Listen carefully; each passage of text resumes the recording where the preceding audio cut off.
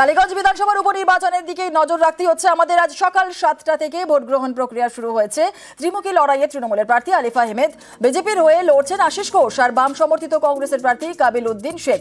2021-এর বিধানসভা নির্বাচনে তৃণমূলের দখলে ছিল কালীগঞ্জ বিধানসভা, আর 2024-এর লোকসভা ভোটের নিরিখেও কালীগঞ্জ বিধানসভায় এগিয়ে ছিল তৃণমূল কংগ্রেস। সকাল 7টা থেকেই ভোট গ্রহণ প্রক্রিয়া শুরু হয়েছে। এই মুহূর্তে অনেকটা সময় অতিক্রান্ত হয়েছে। ভোট গ্রহণ প্রক্রিয়া কেমন চলছে আপডেট নেব। আমাদের সঙ্গে রয়েছেন আমাদের প্রতিনিধি সমীর রুদ্র। সরাসরি চলে যাব সমীরের কাছে। সমীর, প্রায় 1.5 ঘন্টা অতিক্রান্ত।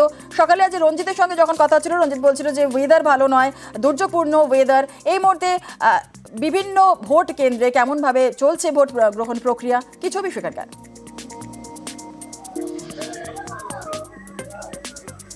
দেখা যাচ্ছে এখনো পর্যন্ত কিন্তু এই ভোট গ্রহণ প্রক্রিয়া অবাধ এবং সুষ্ঠুই রয়েছে, এবং কিন্তু এখনো পর্যন্ত কোনো গন্ডগোলের খবর হয়নি। তবে কয়েকটা বিক্ষিপ্ত খবর কিন্তু আমাদের কাছে এসেছে। তার মধ্যে দেবগ্রামের একটি স্কুলে 167 নম্বর বুথের ইভিএম খারাপ হয় এবং সকাল থেকে কিন্তু ভোট গ্রহণ সেখানে শুরু করা যায়নি। প্রায় 1 ঘন্টা ধরে ভোট গ্রহণ সেখানে বন্ধ ছিল, এবং এর ফলে যারা ভোট দিতে এসেছিলেন তাদের মধ্যে কিন্তু একটা ক্ষোভ উগড়ে যান, এবং প্রায় 1 ঘন্টা পরে সেই ইভিএম বদলে দেওয়ার পরে সেখানে কিন্তু ভোট গ্রহণ শুরু হয়। এবং এর পাশাপাশি সকাল থেকে এখানে কিন্তু ওয়েদার খুব খারাপ ছিল, বৃষ্টি হচ্ছিল, যে কারণে ভোট গ্রহণ কেন্দ্রের দিকে কিন্তু ভোটাররা যেতে পারছিল না। কিন্তু এই মুহূর্তে বৃষ্টিটা থেমেছে, যে কারণে কিন্তু ভোটাররা ভোট গ্রহণ কেন্দ্রের দিকে যাচ্ছেন, এবং প্রত্যেকটি বুথের সামনে কিন্তু মোটামুটি একটু লাইন রয়েছে, এবং ভোটাররা কিন্তু সেখানে ভোট দিচ্ছেন। এখনো পর্যন্ত সেইভাবে কোনো গন্ডগোলের কোনো খবর কিন্তু আসেনি, এবং কড়া নিরাপত্তার মধ্যে কিন্তু সেই ভোট গ্রহণ প্রক্রিয়া চলছে। এবং এর পাশাপাশি জানিয়ে রাখি, বড় চাঁদ ঘর এর 45 নম্বর বুথে কিন্তু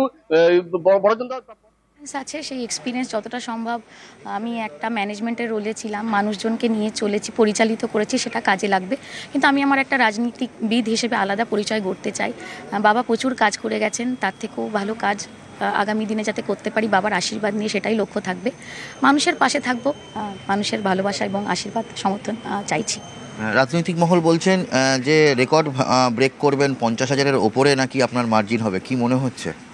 দেখুন, যখন আমার নাম ডিক্লেয়ার হয়েছিল আর কি, আমার মূল কাজ ছিল অত্যন্ত পরিশ্রম করে মানুষের দ্বারে দ্বারে পৌঁছানো। তো আমি ছোট ছোট গোলে বিশ্বাসী। আমার যেটা কাজ ছিল সেটা আমি করেছি, 100% দিয়ে করেছি, মানুষের কাছে পৌঁছেছি। আমি পরিশ্রম করেছি এবং ফলাফলের চিন্তা আমি করছি না। মানুষ তার বিচার করবেন, এবং গণতন্ত্রে মানুষই হচ্ছে গণদেবতা, তারা যে বিচারই করবেন আমি মাথা তুলে নেব। তবে বিগত দিনে বিশেষ করে মহিলা মেয়েদের মধ্যে, তরুণ প্রজন্মের মধ্যে এবং প্রবীণদের যে ভালোবাসা, দোয়া, আশীর্বাদ এবং সমর্থন আমি পেয়েছি, তাতে আমি আশাবাদী যে সকলে মিলে একটা সুন্দর, উন্নয়নমুখী এবং সহানুভূতিশীল কালীগঞ্জ গড়ার লক্ষ্যে আমরা একসাথে মিলে কাজ করব। আপনারা শুনছিলেন আলিফা আহমেদ, তৃণমূলের ক্যান্ডিডেট। তিনি ভোট দিলেন সকাল সকাল। যেমনটা আপনাদের বলছিলাম যে কালীগঞ্জ বিধানসভার উপনির্বাচন সকাল 7টা থেকেই ভোট গ্রহণ প্রক্রিয়া শুরু হয়েছে। প্রসঙ্গত আপনাদের জানিয়ে রাখি যে 2021 সালের নির্বাচনে আলিফার বাবা অর্থাৎ নাসিরউদ্দিন আহমেদের লিড ছিল প্রায় 47,000। এবার উপনির্বাচনে বাবার রেকর্ড ভেঙে বড় মার্জিনে জয় হয় কিনা, অবশ্যই সেদিকে নজর থাকবে। আর সকাল সকাল প্রার্থী তিনি ভোট দিলেন, এবং ভোট দিলেন জোট প্রার্থীও।